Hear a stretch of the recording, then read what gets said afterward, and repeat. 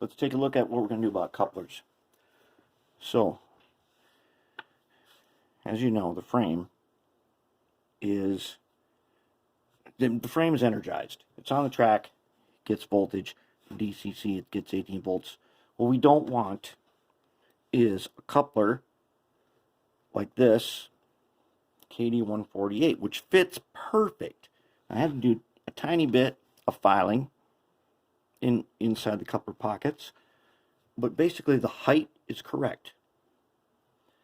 And so this one, but if I use this 148, which is all metal, there's going to be a charge in the couplers. We can't have that.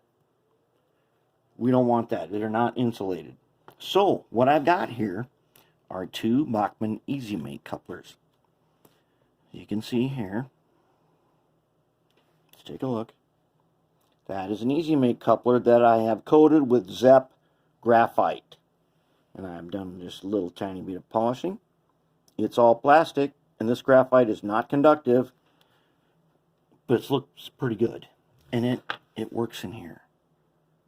Okay, that's pretty good. All we got to do is we need to do a little filing,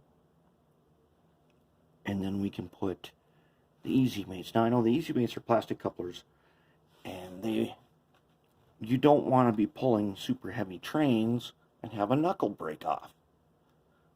All right. Well, this is a tiny Hustler locomotive. It's not going to be pulling heavy trains because it doesn't have that capability. So plastic coupler is perfect for this. Totally insulated. You don't need coupler springs or nothing. It fits perfect.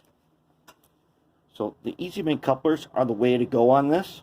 And I keep a whole bunch of different couplers around for just this situation where I need an insulated coupler to fit inside where it could end up carrying a charge. And I can't use these the 148s, which I love, because they're so easy to put in. But we need a plastic coupler on this. And I sprayed it with graphite. That's why it's not brown. Why it looks that way. Looks great. Fits in perfect. That's all there is to it.